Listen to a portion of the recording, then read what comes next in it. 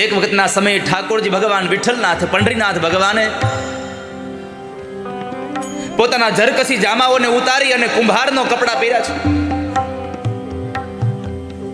માં લક્ષ્મીએ પૂછ્યું, પ્રભુ આ શું છે? તો કહે છે કે દેવી, પંઢરપુરમાં મારો ભક્ત ગોરા કુંભાર, એના 2 હાથ કપાઈ ગયા છે, ઠૂઠો થઈને બેઠો છે, ઘરમાં અનાજ નથી, અને મારો ભક્ત દુખી હોય તો હું સુખી કેમ થાવ? મારો ભક્ત જ્યાં સુધી જમે નહીં તો મારે કેમ જમી લેવું? એક પ્રસંગ બહુ સરસ છે, પણ તમે જ્યાં સુધી પ્રસંગ સાંભળ્યો છે ને, એ પ્રસંગ અધૂરો છે, મારે તમને પૂરો કરીને દેવો છે. આજે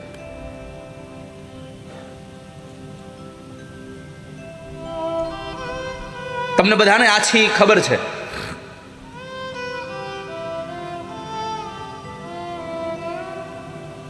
જેમ આપણું મથુરા, ગોકુળ અને એમાં જે વ્રજ છે ને, એમ દક્ષિણનું વ્રજ એટલે પંઢરપુર. ભગવાનના નામનો કેટલો મહિમા છે એની કથા તમને સત્ય ઘટનાનો પ્રસંગ કહું.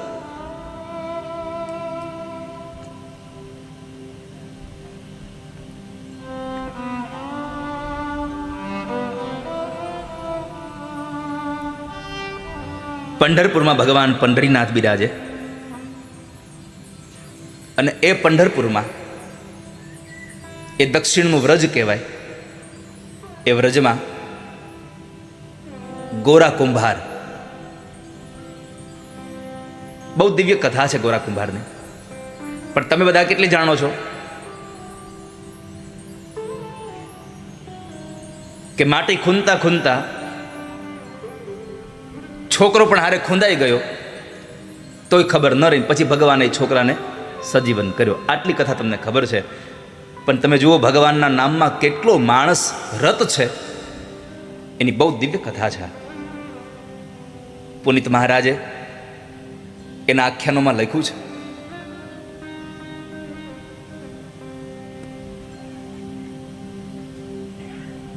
જાતે પ્રજાપતિ પિતા હતા, પોતે પ્રજાપતિ હતા, પોતાના બાપ દાદાનો ધંધો કરે.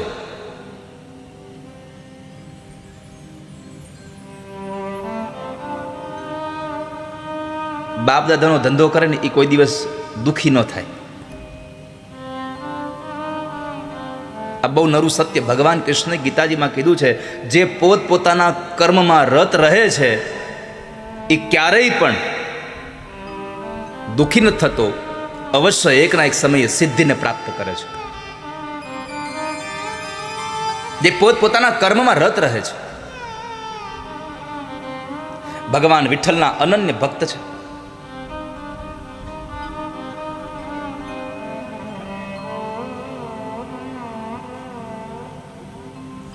પોતાનું કર્મ કરતા કરતા ભગવાનનું ચિંતન કરતા રહે છે.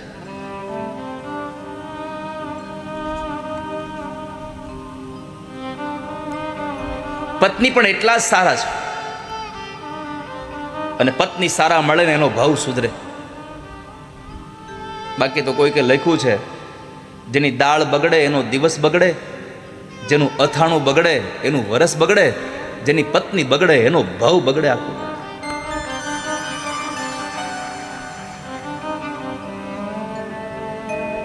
પણ એને સ્વીકારવાની વૃત્તિ હોય તો ભાવ સુધરી જાય. પુનિત મહારાજ લખે છે કે નરસિંહ મહેતાના પત્ની માણેકબાઈ હતા તીખા મરચા જેવા.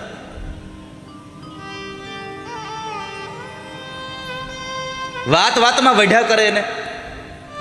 તુકારામજીના પત્ની હતા તીખા મરચા જેવા. કોઈ કે આવીને પૂછું તુકારામજી ઘરે છે તો પત્ની કીધું તુકો ગયો કથા કરવા. કોઈ કે આવીને કીધું સાંભળ્યું આજ તો તુકારામને કથામાં એક શેરડીનો આખો ભારો મળ્યો છે. હે ઓહ બહુ સારું, લ્યો ખાશું. અમે ઘરે આવ્યા તો એક રાડું લઈને આવ્યા. તુકારામજી બધાને દેતા આવ્યા વચમાં. કોઈ કે આવીને કીધું તું આખો ભારો આપ્યો છે. અને એટલો ક્રોધ આવ્યો પત્નીને, એ હાથમાંથી રાડું લઈ અને વાહમાં 2 વળગાડી. એ શેરડીના હાટાના 2 ટુકડા થયા. તો તુકારામે કીધું વાહ ભગવાન વાહ, આ મને ન આવડ્યું, આ મારા પત્નીએ કર્યું, અમે 2 એક હાટો લઈ લેવું. લ્યો, આવી જેની સહજતા છે. મારો કહેવાનો વાત ભાલા ભક્તજનો, અક્રોધ જેને સાધુતા છે, જેને બધી જ વસ્તુ સ્વીકારવાની વૃત્તિ છે, એના સંસારમાં દુઃખી કોણ કરે કયો લો? દુઃખી તો એટલા જ છે કે જેને સ્વીકારવું નથી ને એ દુઃખી થયા છે. જેને સ્વીકારી જ લેવું છે એ દુઃખી નથી ક્યારેય.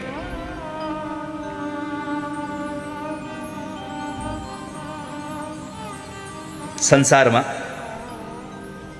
પોતાના પત્ની સાથે પોતાનું જીવન ચલાવે, એકદમ સરસ રીતે પોતાનું જીવન ચાલે છે, અને ગાડાના બે પૈડા સરખા હોય ને તો જ બળદગાડું હરખું હાલે. નાના મોટું ટાયર હોય તો એ ચાલે નહીં.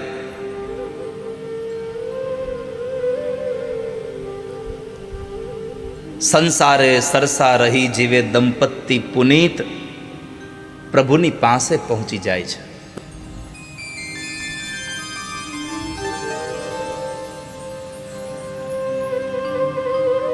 ભગવાનની કૃપાથી એક સંતાન થયું છે બંનેના દાંપત્ય જીવનમાં. પણ પોતાના કામમાં રત એવા ગોરા કુંભાર ગમે તે કામ કરતા હોય પણ મોઢામાંથી ભગવાનનું નામ હોય. અને વાત સાચી છે, કામ કરતા હોય ત્યારે મોઢાને બીજું ક્યાં કામ છે? કે સંજવારી કાઢો, તમે કચરો કાઢો ઘરમાંથી, ત્યારે મોઢાને શું લેવા દેવા છે? તો ત્યાંથી ભગવાનનું નામ લો ને. રોટલી વણો છો તો હાથથી વણો છો, મોઢાને ક્યાંમાં કાંઈ જરૂર છે? તો ભગવાનનું નામ લ્યો. ભગવાનના નામ સાથે ઘડાયેલી રોટલી તમારા પરિવારના લોકો જમશે ને તો એના વિચારો હારા થઈ જશે. મેં તો ઘણીવાર આપ સૌને પ્રાર્થના કરી છે કે દરેકના રસોડામાં એક સૂત્ર લખેલું હોવું જોઈએ બહેનોએ, પોતાના હાથે. જેટલા લોકો રસોઈ બનાવો છો ને એને બધાને મારી પ્રાર્થના છે કે આજ ઘરે જઈ અને એક કોરા કાગળમાં લાલ અક્ષરે, તમારા પોતાના અક્ષરે, તમને લખતા ન આવડતું હોય તમારા છોકરાઓને કહેજો, અથવા તો તમારા છોકરાના છોકરાને કહેજો, પણ લખી દે એટલું જ લખાવજો કે હું રસોઈ ભગવાનના પ્રસાદ માટે બનાવું છું, ભગવાન માટે રસોઈ બનાવું છું. આવું લખીને તમારા રસોડામાં ચિપકાવી દેજો. જ્યાં તમે ઊભા રહીને રસોઈ કરતા હો, જ્યાં તમે બેસીને રસોઈ કરતા હો, તમે જ્યારે રસોઈ કરો ત્યારે તમારી નજર સામે હોવું જોઈએ કે હું ભગવાન માટે રસોઈ બનાવી રહી છું, હું ભગવાન માટે રસોઈ બનાવી રહું છું. પછી જુઓ તમે ભગવાન માટે રસોઈ બનાવો અને તમારો ભાવ કેવો થશે. એ ભાવથી બનેલી રસોઈ એટલી મીઠી થઈ જશે, કારણ કે ભગવાન માટે છે. માટે આપ સૌને મારી પ્રાર્થના છે, પ્રભુ માટે રસોઈ બનાવીએ છીએ, ઈશ્વર માટે હું થાળ બનાવું છું. બેયનું દાંપત્ય જીવન ચાલતું હતું. દીકરો હતો નાનો એવો, 1 વર્ષનો દીકરો.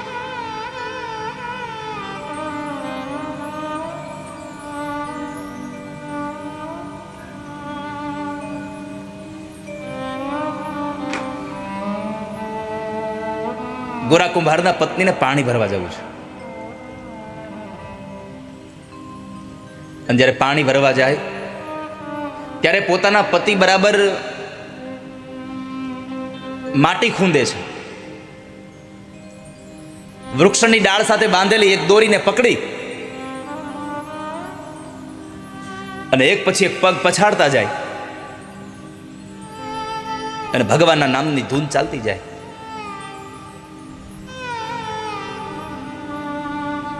માજા વિઠ્ઠલ વિઠ્ઠલ વિઠ્ઠલા,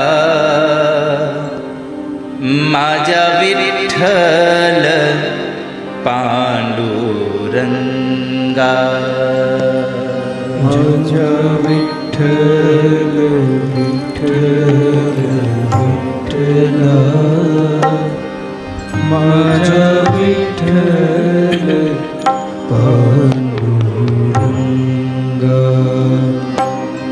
માજા વિઠ્ઠલ વિઠ્ઠલ વિઠ્ઠલા,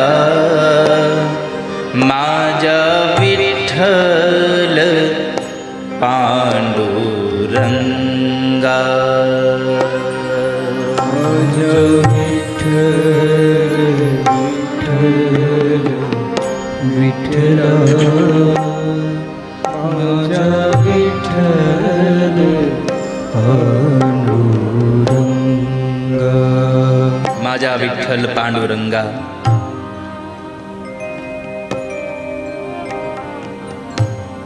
હે મારા વિઠ્ઠલ, હે મારા નાથ, એક પછી એક પગ પડતો જાય છે ગોરા કુંભારનો. પત્નીને પાણી ભરવા જવું હતું, એટલે પાણી ભરવા જતા પેલા સમય આવીને કહ્યું, સાંભળ્યું, બાળક અંદર સૂતો છે, જરા ધ્યાન રાખજો, સંભાળજો હો તમારાને.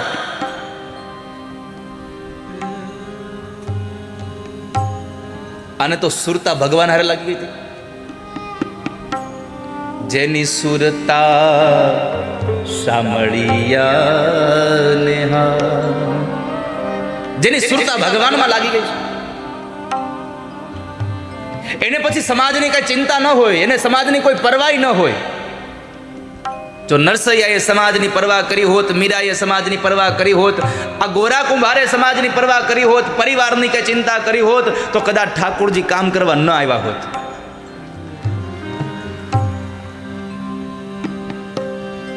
માજા વિઠ્ઠલ વિઠ્ઠલ વિઠ્ઠલા, માજા વિઠ્ઠલ પાંડુરંગા,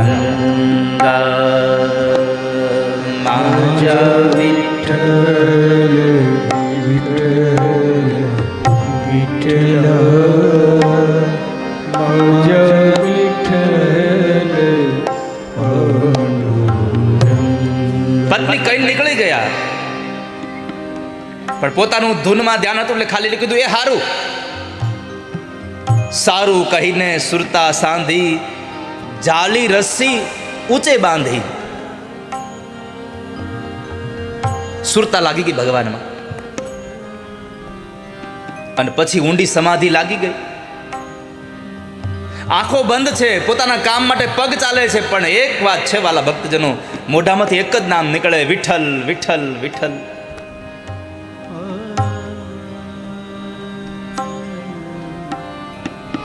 પગના તાલે તાલે સ્મરણ વધ્યું. પત્ની પાણી ભરવા ગઈ. ઘોડિયામાં 1 વર્ષનો બાળક જાગે છે. આંખ ખુલી. ઘોડિયાના 2 બાજુના એ ભાગને પકડીને બેઠો થયું બાળક. માં દેખાણી નહીં.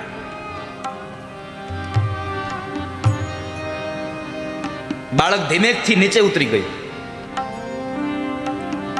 ઘરમાં ચારેય બાજુ બાળક ગોતે છે.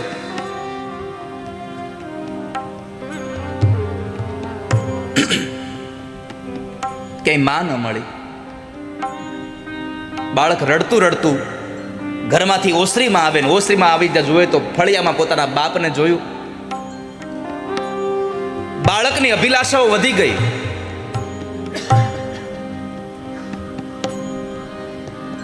જ્યારે ગોરા ભગતને ખબર નથી કે મારો દીકરો જાગીને આવ્યો.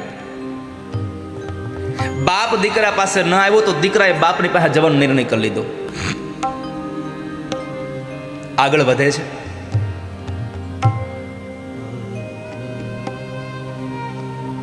જે જગ્યાએ દીકરાઓ ચાલીને જતો હતો, જ્યાં બાપ પોતે માટી ખૂંદે છે,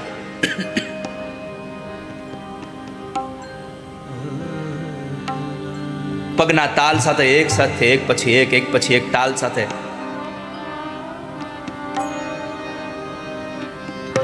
આંખો બંધ છે, 2 હાથે રસ્સી પકડી છે.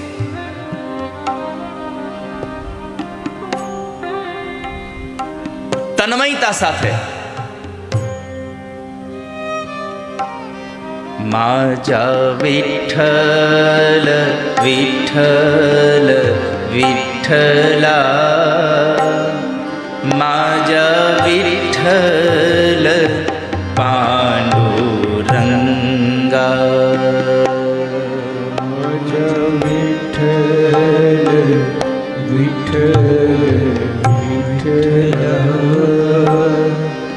માજા વિઠ્ઠલ પાંડુરંગા. બાળક છેક સુધી પહોંચી ગયું બાપ પાસે. બાળકની કિકિયારીઓનો અવાજ એ ભગતના કાને ન પડ્યો, કારણ કે એ તો ભગવાનમાં લીન.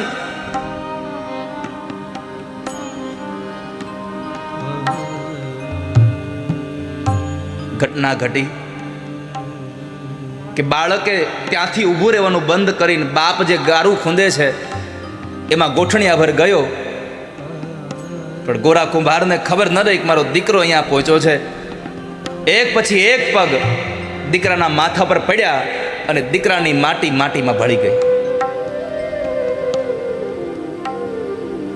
ખબર નથી ગોરા કુંભારને કે દીકરો અહીંયા ભળી ગયો, મરી ગયો. થોડી વાર થઈ અને પત્ની પાણી ભરીને આવે છે. ઓરડામાં જાય છે તો ઘોડિયામાં બાળક નથી. હેફતાઈ ગઈ, આ મારો છોકરો ક્યાં ગયું? ઘરમાં ગોતે છે કે ઘરમાં મળ્યું નહીં. આડોશી પાડોશીમાં જઈને એને બાજુમાં રહેલી બેનને પૂછ્યું છે કે એ ચંદ્રભાગા, તારી કૌશલ્યા મારા છોકરાને રમવા લઈ આવી છે? અરે નારે બુન, મારી કૌશલ્યા તો હજી હમણાં જ જાગી છે. તારા છોકરાને એ નથી લઈ આવી હો. બીજા પાડોશીના ઘરે, ત્રીજા પાડોશીના ઘરે પૂછે છે મારા દીકરાને જોયો છે, તમે કોઈ લઈ આવ્યા છો અહીંયા? કોઈ હા નથી ભણતું. અને અતિશય પ્રેમ હોય ને એના માટે પણ તમને વિચારો ખરાબ જ મંડોય આવવા. દીકરો રમવા ગયો હોય, મારા ગુરુજી એક દ્રષ્ટાંત દે, ડોક્ટર અમૃતલાલ ભોગાયતાજી, કે જેને વધારે પ્રેમ હોય ને એના પ્રત્યે એને જરાક પણ આમ તેમ થાય ને તો એના પ્રત્યે આપણને સારા વિચારો ન આવે, આપણને ખરાબ વિચારોની સરવાણી ફૂટી જાય. દીકરો રમવા ગયો હોય, ક્રિકેટ રમવા, અને કહીને ગયો હોય કે માં હું 10 વાગે આવી જઈશ. એ 10 વાગે ન આવે, 10:30 ન આવે, 11 વાગે ન આવે ને એટલે માને એવા વિચાર ન આવે કે કદાચ મારો દીકરો મેચ જીત્યો હશે તો કદાચ એને ટ્રોફી મળતી હશે, એ લોકો બધા એન્જોય કરતા હશે, આવો વિચાર ન આવે. કંઈક મારા દીકરાને કંઈક થયું હશે એટલે નહીં આવ્યો હોય. અતિશય પ્રેમ વધે ને ત્યાં તમને શંકાઓ વધારે ઉદ્ભવ થવા માંડે.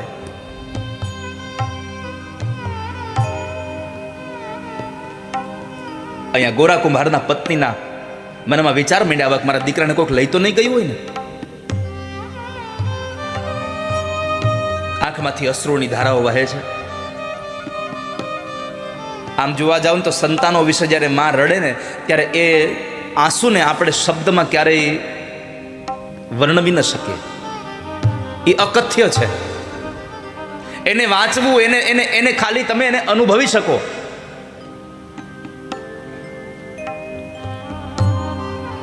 આ સંસારની બધી જ વેદનાઓ માત્ર ને માત્ર તમે અનુભવી શકો છો. વેદનાને તમે ક્યારેય વાંચી ન શકો. આપણને કોઈ ગુમડું થયું હોય ને કોઈ પૂછે કે કેમ છે તો કે દુખે છે. વધારે પૂછે કેવું તો કે બહુ દુખે છે. પણ કેવું દુખે તમે કઈ ન હગો.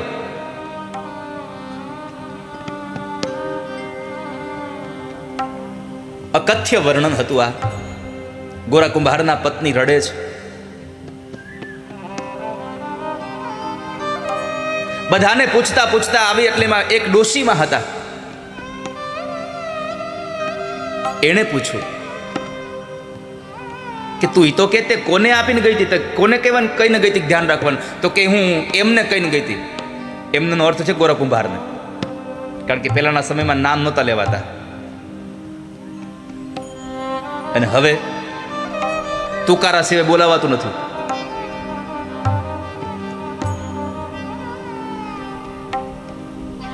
ખબર જ ન પડે આપણને આ પતિ પત્ની છે કે. મારી પ્રાર્થના છે આપ સૌને, તમારી વાત ઉપરથી, બે જણાની વાત ઉપરથી ત્રીજો માણસ ઓળખી જાય ને કે તમારો સંબંધ શું છે, એવી મર્યાદા રાખજો જીવનમાં. સમય સાથે જીવો, અમારી કોઈ ના નથી.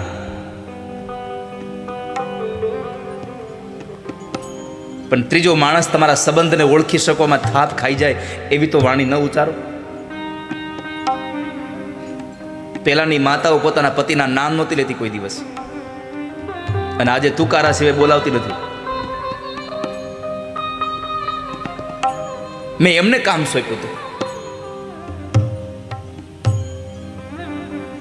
તો બેન એની પાસે જા ને, અહીંયા શું કામ આવ્યું છે એને જ પૂછ જા.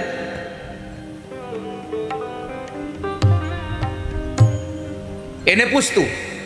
તો ગોરા કુંભારના પત્ની કીધું અત્યારે એને ન પૂછાયો. કેમ? તો કે ભગવાનની સેવામાં છે. જુઓ, જ્યારે આવી પત્ની મળે ને ત્યારે સંસાર તમને કોઈ દી બંધન ન બને.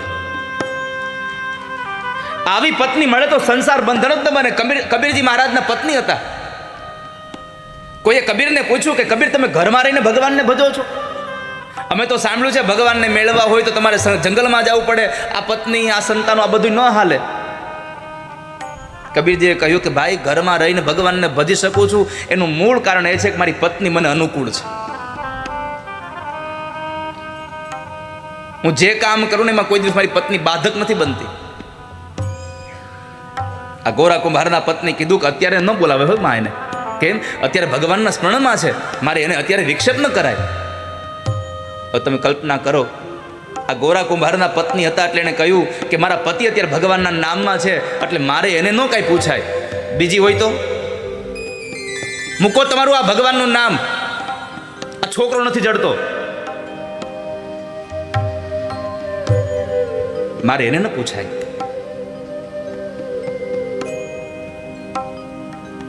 પણ ફરી પાછા પોતાના આંગણામાં આવે, ઓસરીના કોરે બેઠી છે, રડે છે એ પત્ની. અને ત્યાં બરાબર જોત જોતામાં આમ નજર પડી, ઓહ, માટીના એ ગાળાના ખામણામાં દીકરાના નાના નાના હાડકાઓ જોયા છે.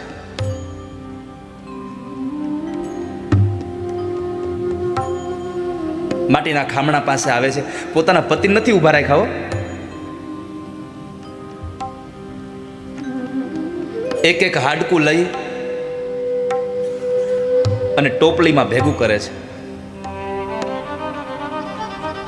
ટોપલીમાં ભેગું તો કર્યું, પણ સૌથી વધારે જો એને કોઈને દોષ આપ્યો હોય ને તો ભગવાન વિઠ્ઠલનાથને આપ્યો છે. જેમ અહીંયા વડોદરામાં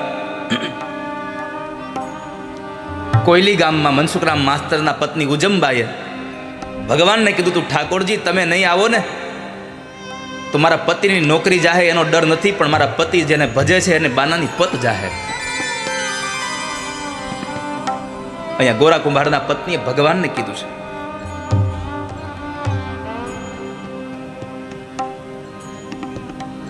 કે તમે આવા નીકળ્યા, ભગોવ્યું નામ તે તારું, ગુમાવ્યું બાળ મેં મારું, કરોડો સૂર્ય જેવો તું, છતાંય આજ અંધારું મારે. પતિ પાગલ બન્યો તુજમાં, બનો પાગલ તું આજ. સમજ ઓ વિઠલા, આજે બને બદનામ તું સાથે. તું કોઈનો થયો નથી,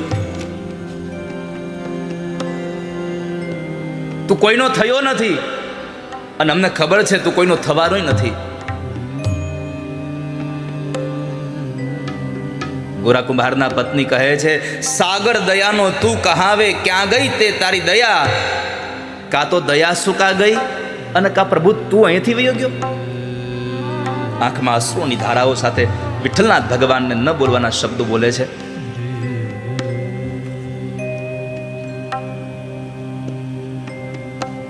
અહીંયા ગોરા કુંભાર હજી ભજનમાં છો. માજા વિઠ્ઠલ વિઠ્ઠલ વિઠ્ઠલા, માજા વિઠ્ઠલ પાંડુરંગા. માજા કાય ભાવ છે વિઠ્ઠલ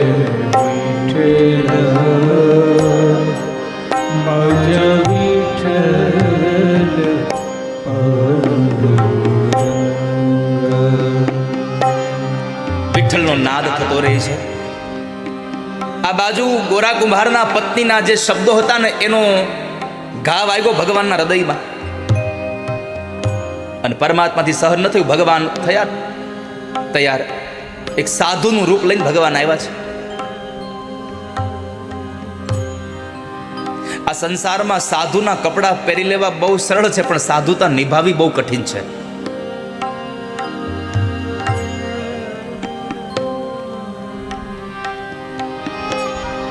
ભગવાન સાધુ બનીને આવ્યા છે.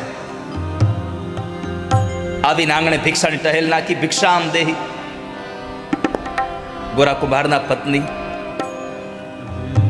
દીકરાના હાડકાઓની ટોપલી લઈ રડતી હતી. સાધુને જોયા પોતાની આંખો લૂછી નાખી. બાપજીને પ્રાર્થના કરીને કીધું, બાપજી ક્ષમા કરજો, આજે હું મારા હાથે તમને કંઈ દાન નહીં આપી શકું, કારણ કે હું સ્ત્રી ધર્મમાં છું. એક કામ કરો, મારા રસોડામાં જઈને તમારે જેવી સામગ્રી બનાવી હોય તમારા હાથે બનાવીને તમે જમી લો.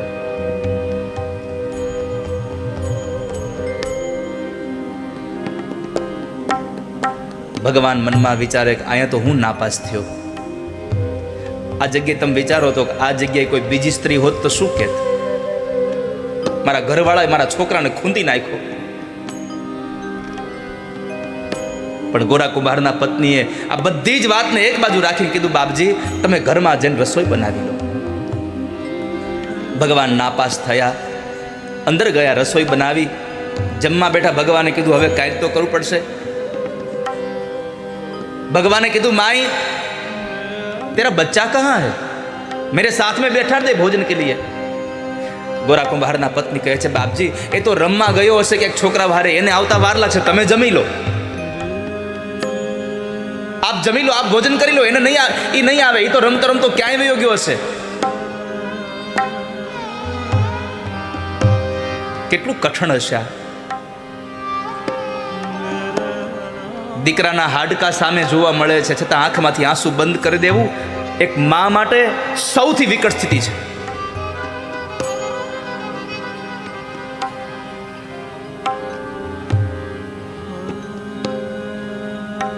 ભગવાને કીધું કે તારો બાળક નહીં આવે તો હું જમીશ નહીં.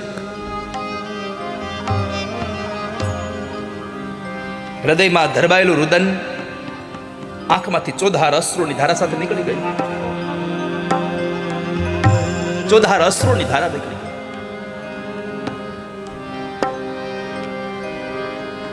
ભગવાન તો બધું જાણતા હતા, પણ છતાં પૂછ્યું કે માં શું થયું છે, કેમ રડો છો? ગોરા કુંભારના પત્નીને પોતાના મોઢેથી નહોતું કેવું, છતાં પણ પ્રસંગને કહેવો પડે છે.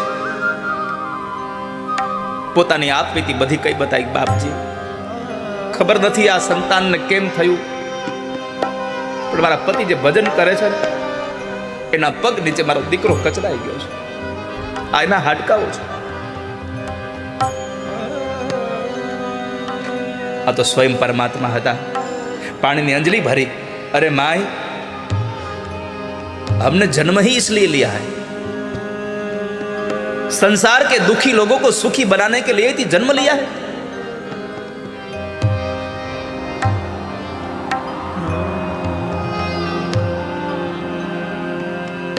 सरोवर तरोवर संत जन, चौथाई बरसे मेघ, परमारथ ने कारणे आ चारो दरिया दे. અમે એના માટે તો જન્મ લીધો છે માં. પાણીની અંજલિ ભરી અને હાડકાની ટોપલીમાં છાટી. 1 વર્ષનો બાળક ફૂલ જેવું રમે છે પાછું અંદર.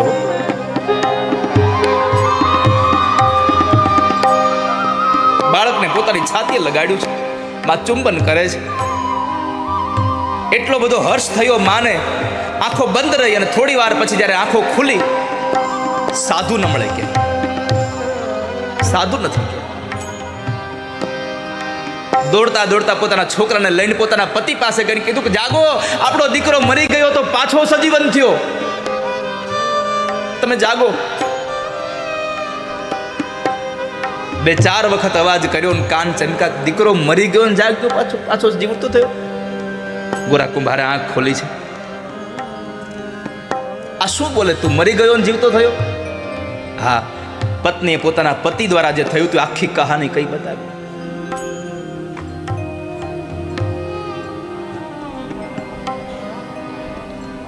ગોરા કુંભારે હું પૂછ્યું ખબર છે? પત્ની કીધું ને મેં વિઠ્ઠલનાથને આવું બધું કહ્યું. ત્યારે ગોરા કુંભારે એના પત્નીને પૂછ્યું, તે મારા વિઠ્ઠલને તો કાંઈ નથી કીધું ને, તે મારા ભગવાનને તો કાંઈ નથી કીધું ને.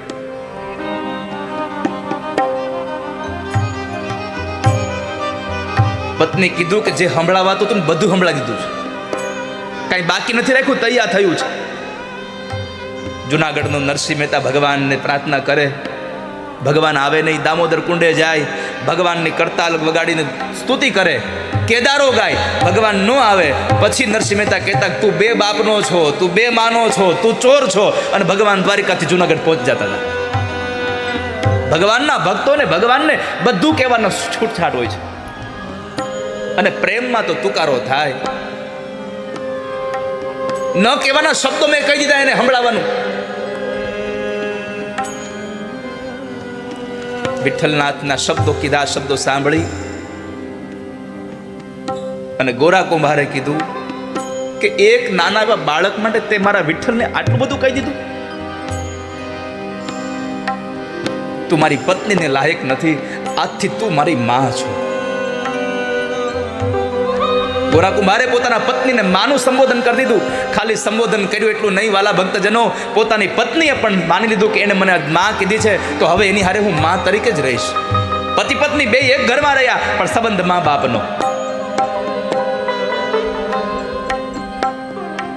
કામ કરે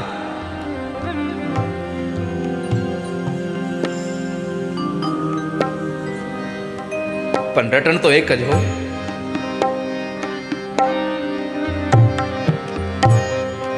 ભગવાનના નામ સિવાય કશું સ્મરણ નહીં.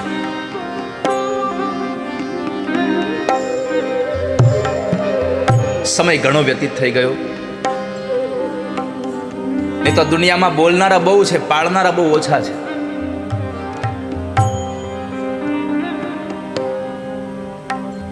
પણ દુનિયાનો એક સૂત્ર યાદ રાખજો, જે બોલે ને એ બહુ કરે નહીં, અને કરે એ કોઈ દી બહુ ઓછું બોલે. એક પત્નીને એના પતિ હારે જરા ડખો થાય ને, ઘર હોય ને ઝઘડો થાય, અને પતિ પત્નીમાં જ્યાં સુધી ક્લેશ ન થાય ને ત્યાં સુધી પ્રેમ બરાબર જામે નહીં. મીઠો ઝઘડો થયા જ કરે. તો જેવો પત્ની હારે ઝઘડો થાય એટલે પત્ની કાંઈ બોલે એટલે કે જો તું કાંઈ વધારે બોલીશ તો હું બાવો થઈ જાય. એટલે પત્ની ચૂપ થઈ જાય કે નહીં ના વયો જાય તો અમારે ક્યાં જવું.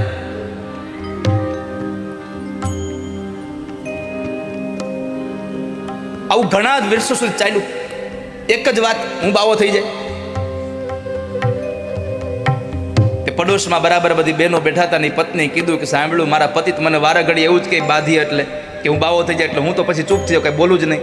તે ચંચળ ડોશી કરીને હતા એક, એણે કીધું કહી દેવાનું, આલે પાવલી મારા પૈસે ગેરું લઈ આવી જા રંગ કપડા. કેમ? એ કે બોલે એ કોઈ દી થાય નહીં. એક દી વળી પાછું બાજણું થયું અને પતિ કીધું કે હવે તો હું બાવો જ થઈ જાય.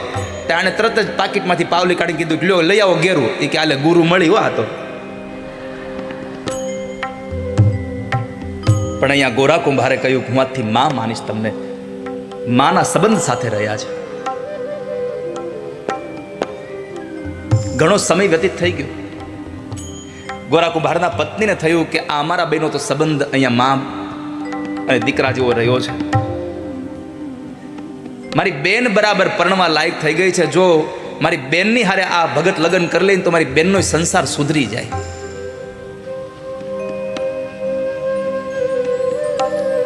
મારી બેનનો સંસાર સુધરે. એટલે એણે પોતાના બાને વાત કરી. એટલે એણે કીધું કે હા, ભગત જેવો પતિ મળતો હોય તો આપણે દેવી જ છે. અને ભગતને કીધું. ભગતે કાંઈ ના પાડી નહીં. પરણવા ગયા, લગ્ન વિધિ થઈ, વિદાયનો સમય આવ્યો. એટલે સાસુમાએ કીધું કે જેમ મોટી દીકરીને રાખી એમ નાનીને રાખજો.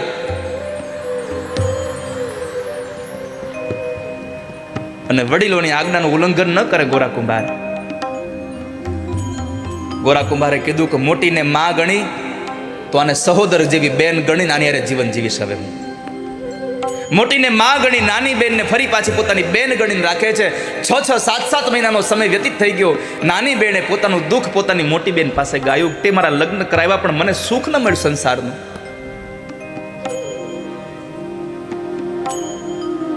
મોટી બેને યુક્તિ કરી.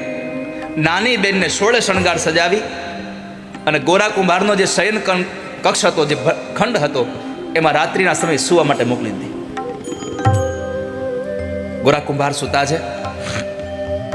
બાજુમાં 16 શણગાર સજીને એની જે પત્ની છે, એની નાની બેન સૂતી છે, જેની હારે લગ્ન કર્યા બીજા. અને ઊંઘમાં બરાબર પડખું ફર્યા અને એનો હાથ એ સ્ત્રીને સ્પર્શ થયો. એકદમ જાગી ગયા. જાગી તો ગયા,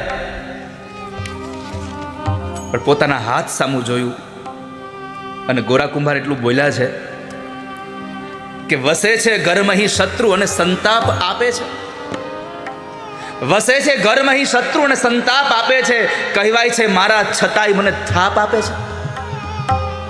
આ હાથ એને મને થાપ આપ્યો, એને પાપ કરાયું. આ સંસારમાં વિઠ્ઠલ સિવાય કોઈ મારું નથી. આ હાથે પાપ કર્યું એ શબ્દ આમ મગજમાં ઉતરી ગયા.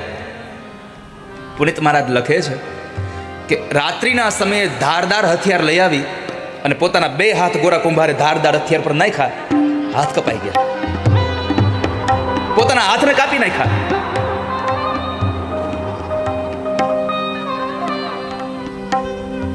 નવી આવેલી પત્ની જોઈ ગઈ, તરત પોતાની મોટી બેનને જગાડ્યા, જલ્દી કરો, આ બહુ ખોટું થઈ ગયું છે. મોટી બેન આવે, જુએ છે હાથ કપાઈ ગયેલા, લોહીની ધારાઓ થાય છે, પાટાપિંડી કર્યા છે. પોતાની નાની બેનને કીધું, બેન સાચું કહું, હવે આને છંછેડવા જેવો નથી, હવે છંછેડશો તો પ્રાણ આપી દેશે. હાથ કપાઈ ગયા. ઘટના તો હવે ઘટે છે વાલા ભક્તજનો. હાથ વગર પોતાના કોણ એ હવે માટલાઓને ઘડે? બાપ દાદાનો ધંધો ઠપ થઈ ગયો. બે હાથના કાંડા કપાઈ ગયેલા. બે હાથના એ ઠૂઠા હાથ ઉપર પાટાઓ બાંધી ઘરના ઓટલે બેસી. આ દુનિયામાં જે ભગવાનના ભક્ત હોય ને એને કોઈ ચિંતા ન હોય. ઘરના ઓટલે બેસી અને એક જ વાત, માજા વિઠ્ઠલ વિઠ્ઠલ વિઠ્ઠલા, માજા વિઠ્ઠલ પાંડુરંગા, માજા વિઠ્ઠલ વિઠ્ઠલ વિઠ્ઠલા, માજા વિઠ્ઠલ પાંડુરંગા,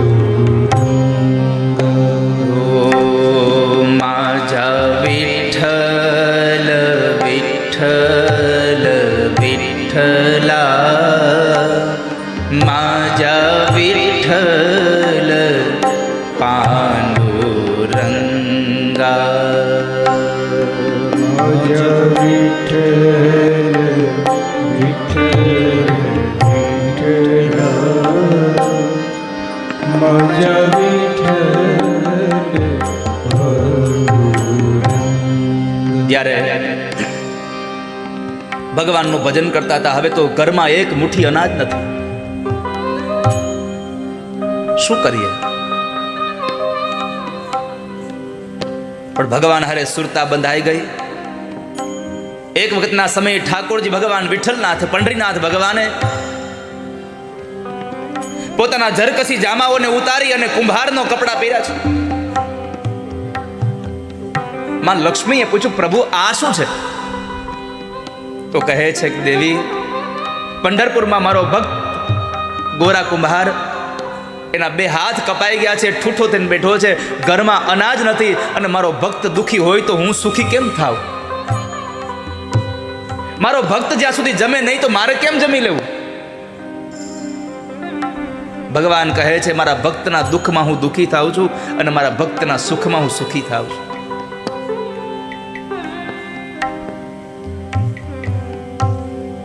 તો શું થયું? તો કે હું જાઉં છું એની ભારે. લક્ષ્મીજી પૂછું, ક્યારે આવશો? કાંઈ નક્કી ન કહેવાય, કાંઈ નક્કી નહીં દેવી, કારણ કે મારો ભગત સાવ અપંગ છે, અને જો એનું ભાંગી પડેલું કામ હું નહીં સંભાળું તો કોણ સંભાળશે સંસારમાં?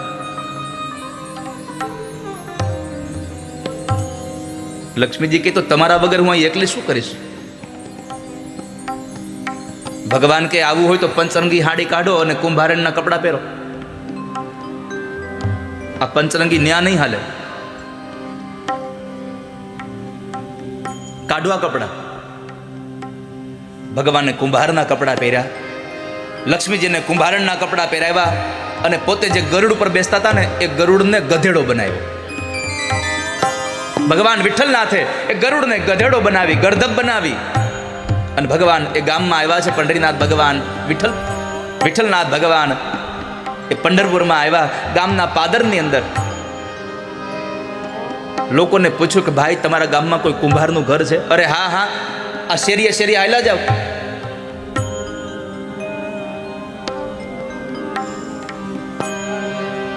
એટલે અમારા ગામના ગોરા કુંભારનું ઘર આવશે. પણ ગોરા કુંભારનું ઘર છે એની ખબર કેમ પડે? કોણ ગોરા કુંભાર? તો કહે છે કે જેના હાથ કપાઈ ગયેલા, જેના ઠૂઠા હાથ છે એ ગોરા કુંભાર છે. જાઓ તમે.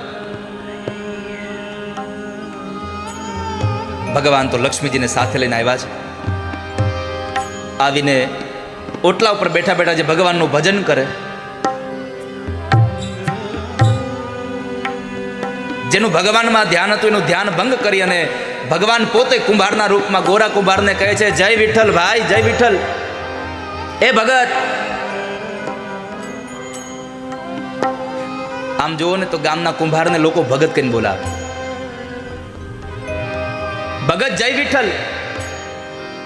આંખ ખોલી ભાઈ, જય વિઠ્ઠલ, જય વિઠ્ઠલ. ક્યાં રહેવું બાપલા? ભગવાન કહે છે, અમારે તો ક્યાંય રહેવાનું ઠેકાણું નથી. અમે તો ચાલતા ચાલતા તમારી પાસે આવ્યા છીએ. અમારામાં દુષ્કાળ પડ્યો છે પ્રદેશમાં. ધંધા પાણી કાંઈ છે નહીં, ખાવા પીવાનું કાંઈ મળતું નથી. અમે તમારી પાસે આવ્યા છીએ, તમે નોકરી રાખી લો ને. અમે તમારી ત્યાં નોકરી કરવા આવ્યા છીએ, રાખશો અમને? ગોરા કુંભાર કહે છે, ભાઈ બાપલા, મારા ઘરમાં અનાજ નથી, હું શું તમને નોકરી રાખું? મારે તો હાથે નથી, હું તો કામ જ કરી. અરે અમારે પગાર બગાર ન જોઈતો, અમારે કંઈ. અમે તો તમારા ઘરનું કામ કરશું, માટી લઈ આવશું, માટલા બનાવશું, એ માટલાને વેચી દેશું અને એમાં અમને ખાલી બસ રહેવા માટે આપો અને જેટલું પેટમાં જાય એટલું ભોજન આપો. અમારે બીજો પગાર ન જોતો કાંઈ. ઓહો હો હો, ખાલી પેટનું જ જોઈએ છે. તો રહ્યો ને બાપલા, આ તમારું જ છે. એક પડાળવાળું ઘર હતું, એમાં એને ઉતારો આપી દો, લ્યો જાવ રહ્યો. અને બીજા દિવસે ઠાકોરજીએ કામ ચાલુ કર્યું. 5 દિવસમાં આખો નિભાણો ભરી દીધો. તો ઠાકોરજી માટલા ઘડે તેને વાર શું લાગે?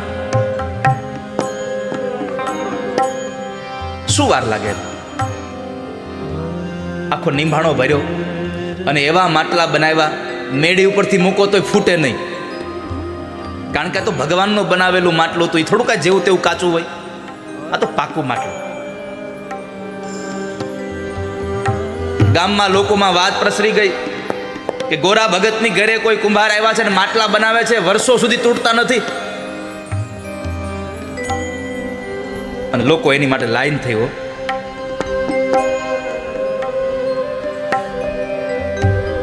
પૈસાની ટંકશાળ થઈ ચાલુ. જેના ઘરમાં લક્ષ્મીજી કામ કરીને પૈસા ન હોય એવું બને.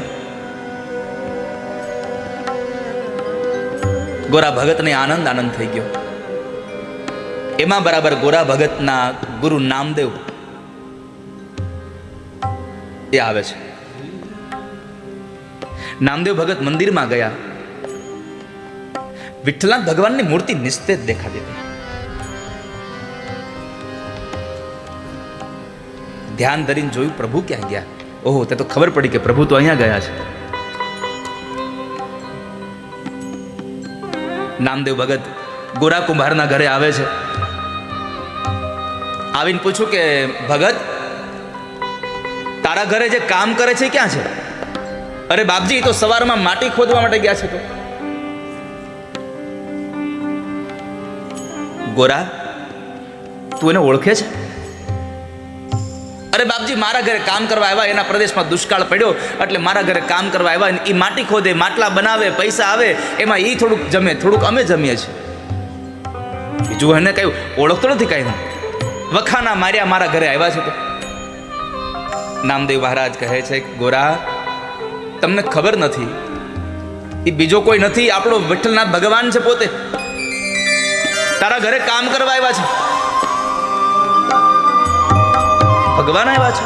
આ શબ્દો સાંભળ્યા, ગોરા કુંભારની આંખમાંથી અશ્રુની ધારા વહી ગઈ. મેં મારા ભગવાન પાસે માટી ખોદાવડાવી, મેં એની પાસે માટલા બનાવડાવ્યા. દોડતા દોડતા નીકળ્યા છે. જે જગ્યાએ માટી ખોદવા જતા હતા ત્યાં આગળ ગયા, પણ ત્યાં કોઈને મળ્યું નહીં. અને ત્યાંથી નીકળી અને સીધા ભગવાન પંઢરીનાથ ભગવાનના, વિઠ્ઠલનાથ ભગવાનના મંદિરમાં ગયા અને કીધું કે જે ભગવાને મારા માટે આની પાસે કામ કરાવ્યું, હવે આ શરીર માટે જેની પાસે કામ કરાવ્યું, શરીરને રાખવાની જરૂર નથી. હવે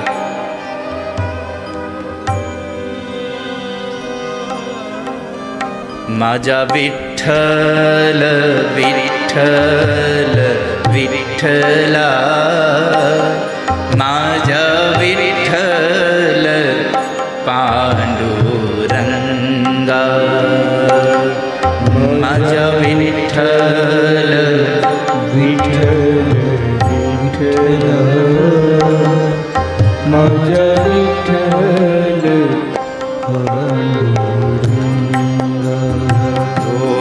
માજા વિઠ્ઠલ વિઠ્ઠલ વિઠ્ઠલા, માજા વિઠ્ઠલ પાંડુરંગા,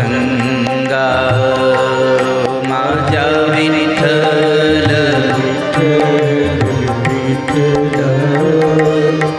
માજા વિઠ્ઠલ. મેં પાપ કરવામાં પાછું વાળું નથી જોયું. તમારી પાસે કામ કરાયું વિઠ્ઠલનાથ, હવે મારે નથી રહેવું અહીંયા. આવું બોલતા બોલતા વિઠ્ઠલનાથ ભગવાનના મંદિરના પગથિયે જઈ અને પોતાનું માથું પંડ્યા પછાડવા. એક વાર, બે વાર, ત્રણ વાર આમ કરે અને લોહીની ધારાઓ થઈ. હવે જીવવું જ નથી આવું જીવન. ભગવાનને થયું કદાચ હમણાં ગોરો પ્રાણ કાઢી નાખશે. માજા વિઠ્ઠલ વિઠ્ઠલ વિઠ્ઠલા, માજા વિઠ્ઠલ પાંડુરંગા,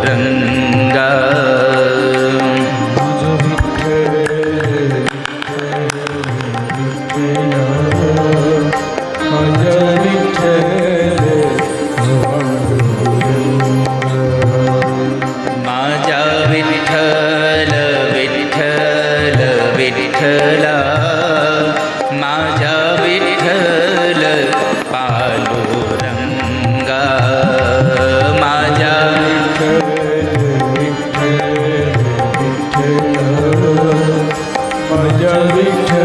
એક પળ માટે ગોરા કુંભારની હારે લાગી જાઓ. આ માજા વિઠ્ઠલ, માજાનો અર્થ છે મારા. મરાઠી શબ્દ છે માજા.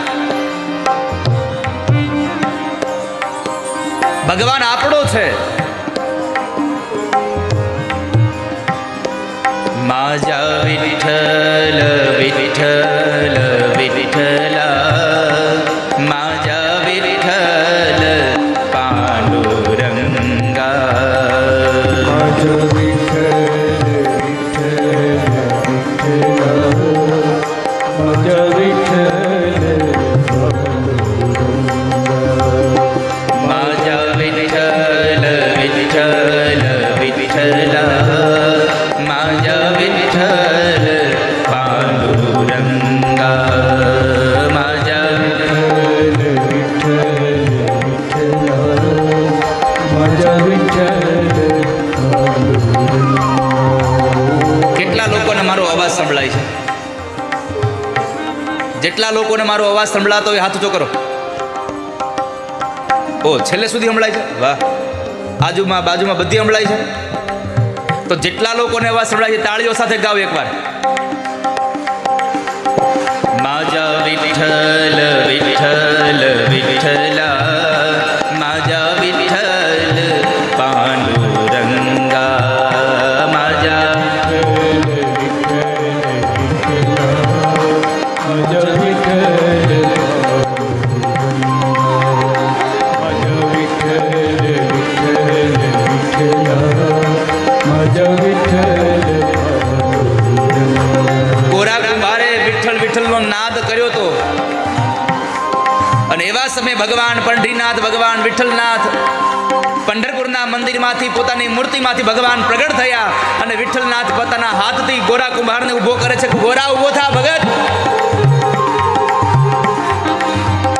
માજા વિઠ્ઠલ વિઠ્ઠલ વિઠ્ઠલા, માજા વિઠ્ઠલ પાંડુરંગા, માજા વિઠ્ઠલ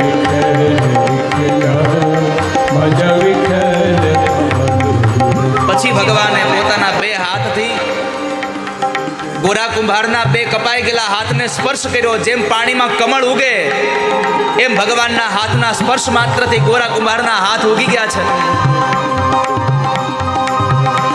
અને એવા સમય પરમાત્માએ કીધું કે ગોરા, માજા વિઠ્ઠલ માજા વિઠ્ઠલ માજા વિઠ્ઠલ પાંડુરંગા. ઓ માજા વિઠ્ઠલ પાંડુરંગા. ઓ માજા વિઠ્ઠલ પાંડુરંગા. માજા વિઠ્ઠલ પાંડુરંગા. માજા વિઠ્ઠલ પાંડુરંગા. માજા વિઠ્ઠલ પાંડુરંગા. માજા વિઠ્ઠલ પાંડુરંગા. માજા વિઠ્ઠલ